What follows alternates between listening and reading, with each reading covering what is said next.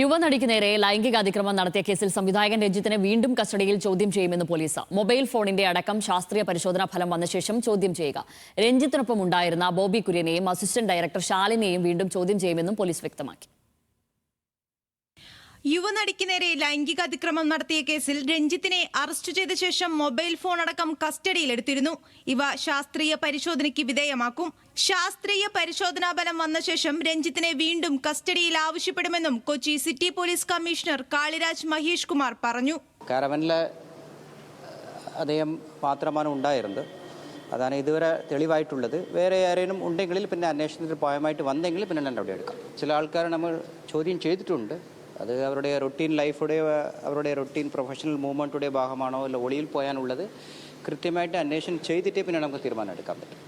സെറ്റിലുണ്ടായിരുന്ന ചിലർക്ക് അതിക്രമത്തെക്കുറിച്ച് അറിയാമായിരുന്നു. എന്നാൽ ആരും നടിയെ സ്വാധീനിക്കാൻ ശ്രമിച്ചതായി വിവരം ലഭിച്ചിട്ടില്ല.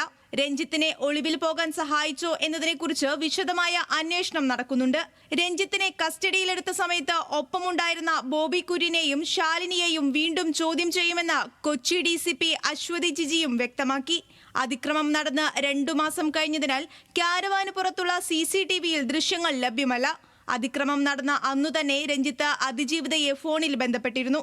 എന്നാൽ അതിജീവിത ഫോൺ എടുത്തില്ല. രഞ്ജിത്ത് ഭീഷണിപ്പെടുത്തിയതായി ആക്ഷേപമില്ലെന്നും DCP പറഞ്ഞു. ഫോണിൽ നിന്ന് അവർ വിളിച്ചിട്ടുണ്ടെന്നുള്ളത് മാത്രം കിട്ടുന്നുണ്ട്. ഇപ്പം അക്യൂസ്ഡ് ആണെങ്കിലും സെറ്റിൽ നിന്ന് ഇവർ പോയതിന് ശേഷം വിളിച്ചിട്ടുണ്ട്. തിരിച്ചു വരാൻ പറയാനായിരിക്കും വിളിച്ചിട്ടുണ്ട്. ഭീഷണി ഉണ്ടായതായിട്ട് എന്തെങ്കിലും മൊഴി വരുന്നുണ്ടോ മാഡം? ഭീഷണി ഉണ്ടായതായിട്ട് പറഞ്ഞിട്ടില്ല.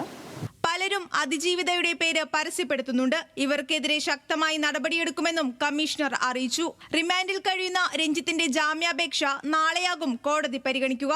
ഇന്നലെ അതിക്രമം നടന്ന സ്ഥലത്തും കാരവാനിലും എത്തിച്ച് രഞ്ജിത്തിന്റെ തെളിവെടുപ്പ് നടത്തിയിരുന്നു. ന്യൂസ് മലയാളം, കൊച്ചി.